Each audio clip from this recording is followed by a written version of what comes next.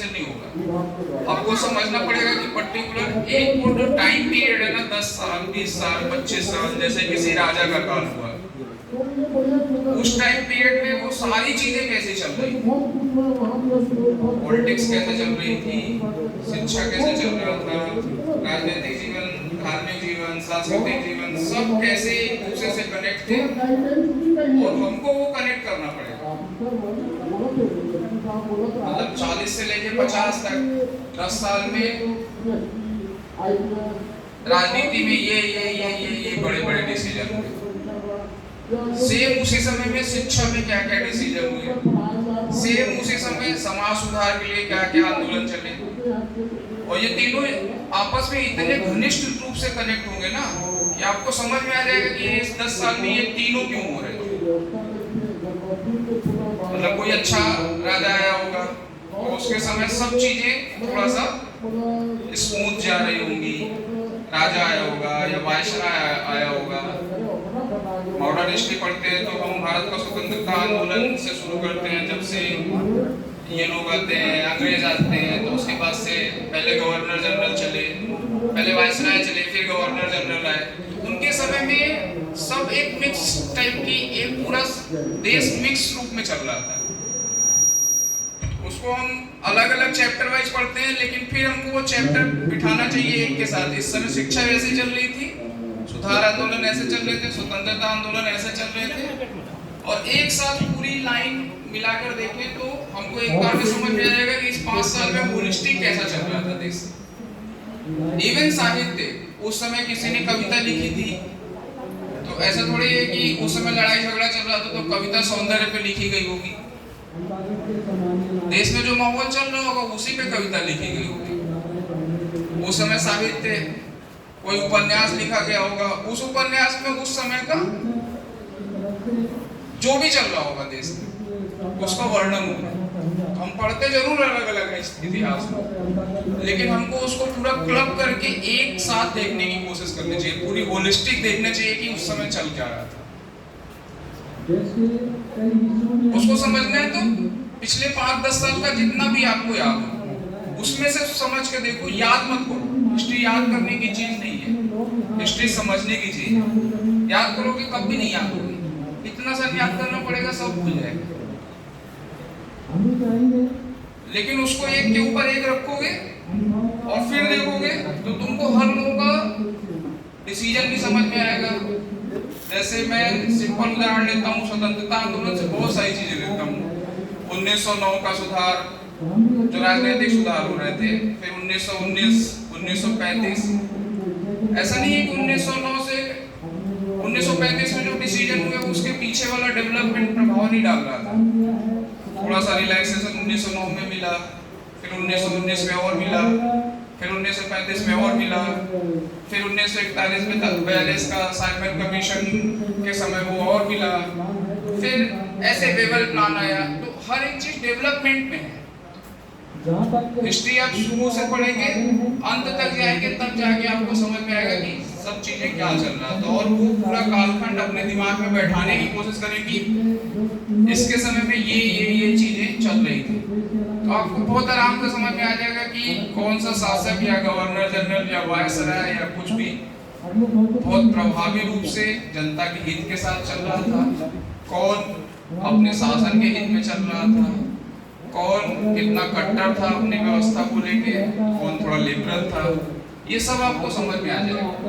और फिर आपसे कभी कोई पूछेगा कि वो कैसा आदमी था तो आप फट से जवाब दे दोगे वो तो बहुत गंदा है, उसके समय के डिसीजन बहुत अच्छे नहीं थे, क्योंकि आपको कालखंड पता होगा। उस कालखंड में जितनी भी चीजें हुई होंगी वो आपको राजा की सोच के हिसाब से चल रहा होगा। पुलिस भी वैसे चल रही होगी, थाना भी वैसे चल रहा होगा, राजस्व का भी ऑफिस वैसे चल रहा होगा, पीडब्ल्यूडी भी वैसे ही चल रहा होगा, स्कूल भी वैसे ही चल रहा होगा, सब कुछ वैसे ही चल रहा होगा जैसा शासन व्यवस्था चल रही है।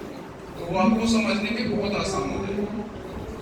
और अच्छी हिस्ट्री पढ़नी है तो 11th-12th की एनसीईआरटी की आधुनिक भारत का इतिहास, विश्व का इतिहास, ये 2-3 पुस्तकें 11th-12th में चलती है, बहुत बढ़िया लिखी है, बहुत अच्छी से। आपको पूरा आपके दिमाग में बैठाएगा कि हिस्ट्री पढ़ी भी कैसे जाती है और कैसे आपको वो पूरा याद रहेगा।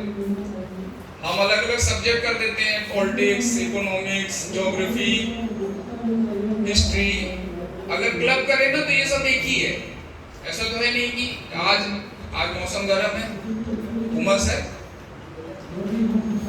ज्योग्राफी। आज के दिन में विधायक जी यहाँ भाषण देके चले गए, राजनीति, पुलिस यहाँ पे व्यवस्था लगाई, प्रशासन, सब एक ही साथ चल रहा है। यही समझना है हमको, हिस्ट्री में सब चल एक साथ रहा था, हम उसको अलग अलग करके देखने की कोशिश मत करो। जब एक साथ देख लेंगे उसको तो हमको पूरी चीजें सब समझ में आने लगेगी, फिर याद नहीं करना पड़ेगा। दूसरा, और याद कभी करना भी नहीं चाहिए।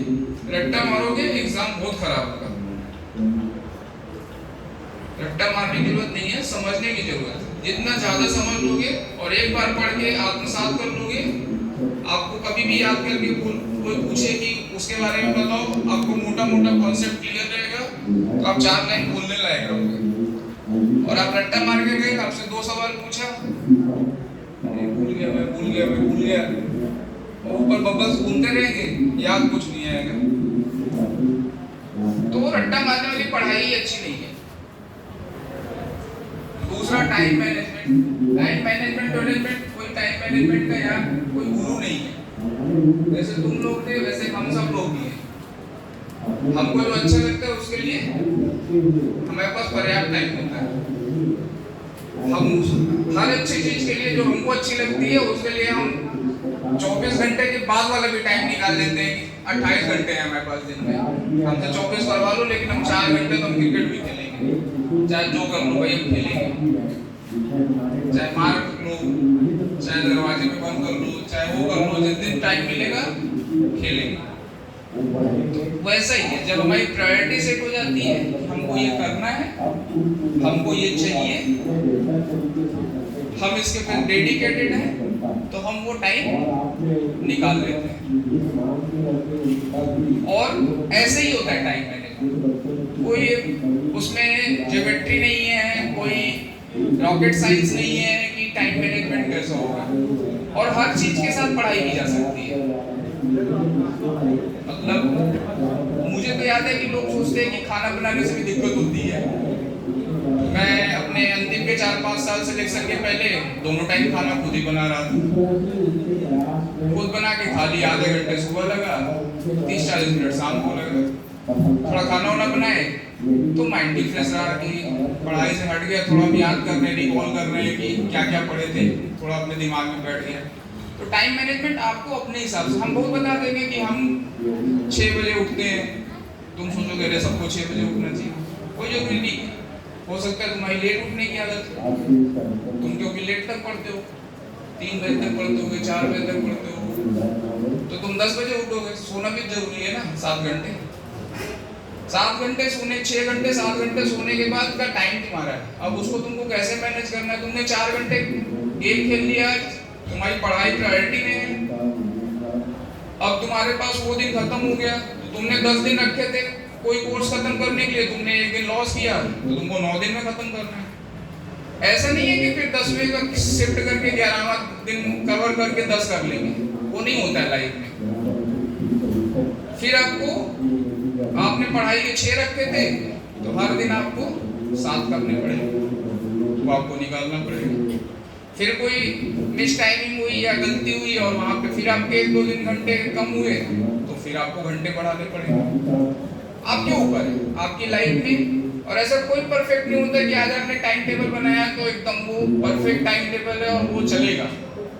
हर दिन उसमें वेरिएशंस आएंगे, चेंज आएंगे, लेकिन हमारा टारगेट पे फोकस, टारगेट मतलब हमारा सिलेबस कब खत्म होना चाहिए, कितने दिन में खत्म होना चाहिए। फिर उसको हफ्ते वाइज डिवाइड करें कि 4 घंटे पढ़ेंगे तो खत्म होगा, कि 6 घंटे पढ़ेंगे तो खत्म होगा, कि 8 घंटे पढ़े तो खत्म होगा। अगर हमने वो फिक्स कर लिया कि 8 घंटे पढ़ के हमको 1 महीने में खत्म करना है, तो 8 का आप 4 कर लीजिए, लेकिन महीना एक ही होना चाहिए। 8 का 12 कर लीजिए, महीना एक ही होना चाहिए। तब तो आप अपने गोल में फोकस रहे। ऐसा हर एक गोल के लिए, सिर्फ सब्जेक्ट का कोर्स नहीं, सीजीपीएससी के लिए। क्योंकि सीजीपीएससी की तैयारी कहाँ से शुरू करें? सबसे आसान तरीका होता है, जब हम बुक पढ़ते हैं तो कैसे, कहाँ से शुरू करते हैं? पहला चैप्टर क्या होता है? पहला पेज क्या होता है? कंटेंट, विषय वस्तु।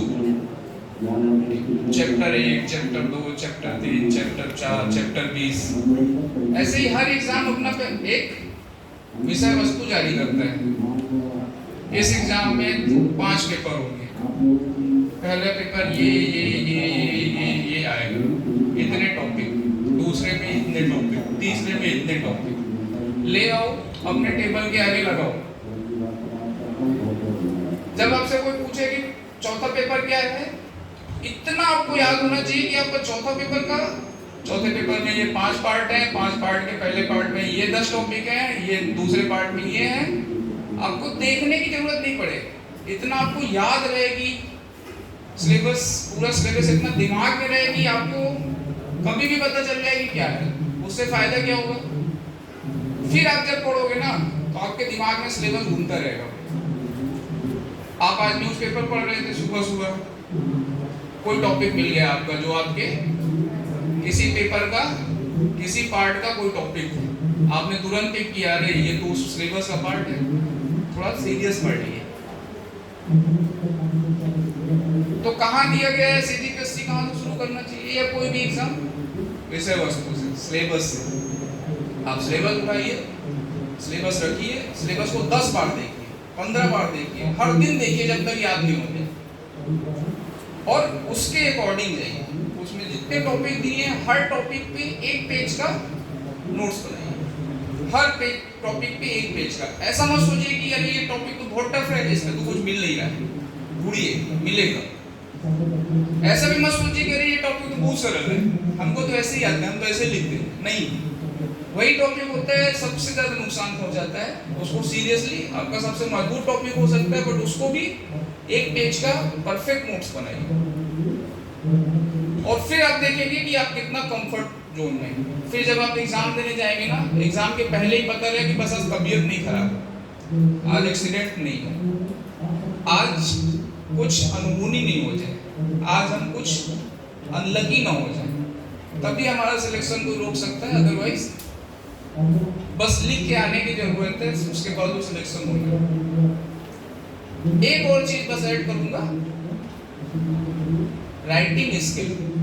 राइटिंग स्किल में अच्छा लेखन तो है ही, लेकिन आपकी राइटिंग भी बहुत अच्छी होनी चाहिए। वैसे तो ज्यादातर लोग यहाँ बैठे हैं जो बहुत मुश्किल है राइटिंग सुधार पाना इस उम्र में, लेकिन अभी भी प्रयास करोगे तो सुधरेगी। जैसे मान लो कि मैं एग्जामिनी हूँ, मैं परीक्षा देने वाला हूँ, आप परीक्षक हो, और मैं कुछ लिख के दिया आपको कॉपी में, और मेरे जैसे 1000 लोग लिख के देंगे, आप एक कॉपी थोड़ी चेक करोगे, अब तो कम से कम 100 कॉपी चेक करोगे। अब 100 कॉपी में हम 50 लोग ऐसे खड़े हैं, 49 कॉपी गंदी गंदी गंदी गंदी गंदी गंदी आती रही है, और एक कॉपी खुली बड़ी सजावट के साथ लिखा होता है। परीक्षा क्या करेगा? या आप ही परीक्षा को आप क्या करोगे? आपका मन एकदम खुश हो जाएगा। पहले जैसे ही आपका खुश होगा तो हमारे फेवर में होगा ना कि अरे इसको तो नंबर अपने आप मिलने वाला है, मेरे को नंबर, आप मेरे को निगलेक्ट कर ही नहीं सकते। और फिर अगर वो थोड़ा अच्छा लिखा हुआ पढ़ने में, फिर मजा आया, एक क्वेश्चन पढ़ अरे बहुत बढ़िया, क्या ही बढ़िया लड़का है, फिर आप मेरे को नंबर ना ऐसे पलट के दोगे, उलट दोगे, सारा सब ले जाओ मेरे पास से। तो हमेशा एग्जाम देते वक्त ये ध्यान रखना चाहिए कि परीक्षक क्या पसंद करेगा। हम कभी ये ध्यान नहीं रखते कि हम सोचते हैं पेपर बहुत सरल है, हमको ये वाला आ रहा है, जल्दी लिखो, अब बस बहुत हो गया। हम ये करते ही नहीं सोच सकते कि 70 लड़के वही सवाल लिख रहे होंगे जो सबसे सरल आया होगा, और 70 की कॉपी में पहला सवाल वही होगा। अब जब सबने पहला सवाल वही लिखा और मैं चेक करने बैठा, इसने भी वही इसने भी वही इसने वहां तक पहुंचते पहुंचते तो मैं बोर हो गया पढ़ते पढ़ते कि क्या ही है, ABCDZ बोर हो गया मैं। अचानक किसी 20वें लड़के ने या लड़की ने मतलब ऐसा सवाल किया जो मैं अचानक को पीसफुली अच्छा कुछ नया मिला पढ़ने को, उनको मैं पढ़ लेता हूँ। तो हमेशा एग्जामिनर का भी आपको साइकोलॉजी और माइंड दिमाग में रखना चाहिए कि वो क्या चाहता होगा। मैं ये नहीं कह रहा कि आप टफ क्वेश्चन अटेम्प्ट करो या जो आपको आता नहीं है वो अटेम्प्ट करो। मैं ये बोल रहा हूँ कि जब आप सिलेबस पूरा तैयार करोगे तो आपका उस टफ वाले सब टॉपिक पे भी उतना ही कमांड रहेगा जितना आपका इजी वाले पे रहेगा, या आप थोड़ा सा कम रहेगा तब भी चल जाएगा। लेकिन अगर आपने क्वेश्चन पेपर से वो क्वेश्चन अटेम्प्ट किए जिसको शायद दूसरे टच करने में डर रहे ना, और आप कंफर्टेबली उसको अटेम्प्ट करोगे और राइटिंग अच्छी रहेगी तो दूसरों को 10 में से 7 मिलने वाला तो आपको 10 में से 9 मिलने वाला। तो हमेशा एग्जाम लिखते वक्त एक बार एग्जामिनर के बारे में भी सोचना चाहिए, उसके ऊपर भी दया करनी चाहिए कि थोड़ा सा अच्छा लिखूं, वो पढ़ ले कंफर्टेबली, थोड़ा सा इतना बढ़िया लिखूं कि उसको कुर्सी पे बैठे ही मजा आ जाए, वो जंप करके कुर्सी के ऊपर खड़ा हो जाए कि नहीं मैं इसको तो पढ़ के ही जाऊंगा आज, बिना पढ़े कुछ नहीं करूंगा। उसका मूड खराब हो तो मूड अच्छा हो जाए, घर में लड़ाई झगड़ा हुआ हो तो उसको खुश हो जाए कि नहीं देखो कितना बढ़िया स्टूडेंट। और जस्ट इसका अपोजिट इतनी खराब कॉपी रहे कि वो नहीं भी खुशी मूड में रहे तो तुमको 2 नंबर काट के देते, और कहीं लड़ाई झगड़े वाले मूड में बैठा रहा तब तो पता नहीं कहाँ से आते हैं। एक नंबर पढ़ाई लिखाई आजकल के बच्चों को तो पढ़ना लिखना ही नहीं आता है। हो गया आपका, हो गया काम तो लग गया, 2 नंबर काट दिया तो हो गया। तो ये सारी चीजें जरूर याद रखिए। जितने लोग कंपटीशन के एग्जाम दे रहे हैं उनके लिए एक बात और बताना चाहूंगा, कंपटीशन के एग्जाम में वो क्लासरूम या कक्षाओं के एग्जाम नहीं है कि 90% आया तो पास फेल के एग्जाम नहीं है। वहाँ लड़ाई बेस्ट की है, 200 सीट है तो 200, उसके बाद चाहे जितने नंबर है सबके 100 आए हैं, 100 में 100, तब भी हम तो ऊपर से 200 का लगाए फीता काटे, बाकी 800 बाहर। तो हमको बेस्ट बनना है, बिना बेस्ट के सिलेक्शन नहीं होगा। हमको वो किसी तरीके घुस जाने वाला तैयारी नहीं करनी चाहिए, हमको अपने को बेस्ट बनाना है ताकि टॉप 10, टॉप फर्स्ट, टॉप 5 वहाँ तक का प्लान करें। तब वो दिन शायद हमारी तबीयत खराब हो जाए, थोड़ा अनलकी रह जाए, तब भी हम इन होंगे क्योंकि हम टॉप 5 पे थे, गिरे पड़ेंगे तो 5-10 नंबर और गिर जाएंगे तो 50 में चले जाएंगे, 100 में आ जाएंगे, बाहर तो नहीं हो जाएंगे ना। लेकिन अगर हम तैयारी कर रहे थे कि अरे किसी तरीके भगवान नीचे से वो 200वें नंबर पे सिलेक्ट कर देते तो वहां पे सिलेक्शन नहीं होगा। परीक्षा का अर्थ ही होता है कि आपकी परीक्षा होने वाली है, आपको आपके अनुकूल सिचुएशन नहीं मिलने वाली है, आपको आपके विपरीत सिचुएशन मिलने वाली है। तभी तो मतलब हुआ ना परीक्षा का। परीक्षा का मतलब पेपर नहीं है, परीक्षा मतलब आपको टेस्ट कर रहे हैं, तो आपके लिए एकदम विपरीत कंडीशन खड़ी करेंगे और फिर देखेंगे कौन उस विपरीत कंडीशन से एकदम लड़ भिड़ के झाड़ पूछ के हंसी खुशी बाहर आता है कि नहीं हम तो आ गए, ये तो कुछ नहीं था, कुछ इससे और टफ दो तो बताएं। जो ऐसा तैयार होके आएगा वो बहुत आराम से सिलेक्ट हो जाएगा। ओके।